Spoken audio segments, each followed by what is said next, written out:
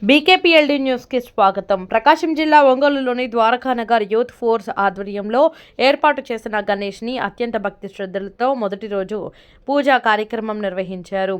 ఈ సందర్భంగా కమిటీ సభ్యులు మాట్లాడుతూ, మా పూర్వీకులచే గత ఎన్నో సంవత్సరాలుగా ద్వారకానగర్లో గణేష్ ని అత్యంత భక్తితో పూజిస్తున్నామని, ఈసారి హైదరాబాద్లో అత్యంత ఖరీదైన వినాయకుడిని సమర్పించుకున్న బంగారు వ్యాపారస్తుల అయినాల శ్రీనాథ్ గారికి ఒంగోలు ద్వారకానగర్ యూత్ కమిటీ ధన్యవాదాలు తెలిపారు. అంతేకాకుండా ప్రతిసారిలాగే ఈసారి కూడా వేలాది మందికి అన్నదాన కార్యక్రమం ఏర్పాటు చేశామని, భక్తులు విశేషంగా పాల్గొని తీర్థ ప్రసాదాలు స్వీకరించాలని కోరారు. ఒంగోలు నగరంలో వినాయక విగ్రహాల మండపాలకు సహకరించిన పోలీసు వారికి ధన్యవాదాలు తెలిపారు. ఈ కార్యక్రమంలో ఒంగోలు ద్వారకానగర్ యూత్ కమిటీ సభ్యులు దేవనబోయిన మణికంఠ, శ్రీనివాసులు యాదవ్, రావులపల్లి ప్రేమ్ కుమార్, రావులపల్లి సంజయ్, చిట్టిబోయిన వంశీ, దేవనబోయిన సాయి, శివరాం, చిట్టిబోయిన అరుణ్ కుమార్, పోలేబోయిన అజయ్ కుమార్, తుమ్మనపల్లి మహేష్, నంద, పాతకోట వెంకటేష్, చిట్టిబోయిన వెంకటేష్, వలేటి అశోక్, నిమ్మకాయల వంశీ, బత్తుల నవీన్, దేవనబోయిన శివకుమార్, పోలిబోయిన అనిల్ తదితరులు పాల్గొన్నారు.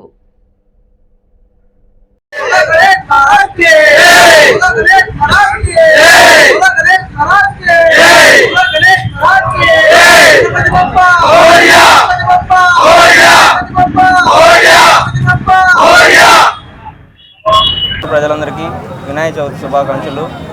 మేము గత 15 సంవత్సరాల నుంచి మా పెద్దలు వినాయకుని ఇక్కడ ఘనంగా చేసుకుంటూ వస్తున్నాం. ఈ సంవత్సరం ఇంకా బాగా వైభవంగా వినాయకుడిని 22 అడుగుల ఎత్తుతో ప్రతిష్ఠించి ద్వారకానగర్ యూత్ ఫోర్స్ కమిటీ అందరూ భక్తి శ్రద్ధతో వినాయకుడిని ఘనంగా పూజించుకుంటున్నాం. మరి ఒకరోజు అన్నదానం చేస్తాము. ఆ రోజు డేట్ అనౌన్స్ చేసి ఒంగోలు ప్రజలందరికీ అన్న సందర్భం చేస్తాం.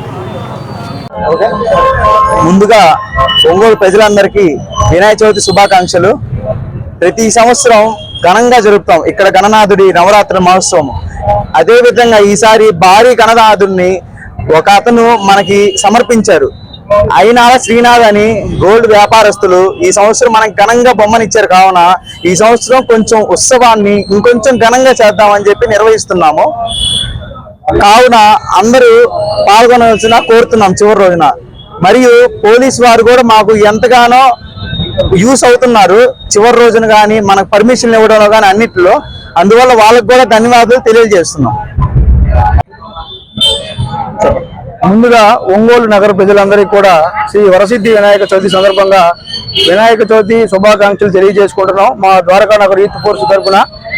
అలాగే గత 15 సంవత్సరాల నుంచి కూడా ఇక్కడ ప్రతి సంవత్సరం కూడా భారీ బల్కంపేట గణేష్ విగ్రహాలు ఏవైతే అక్కడ ప్రతిష్ఠ చేస్తారో అదేవిధంగా ఈ గణపతి నవరాత్రుల సందర్భంగా మేము కూడా అదే విధంగా ఇక్కడ పెద్ద గణపతిని ప్రతిష్ఠించడం జరుగుతుంది.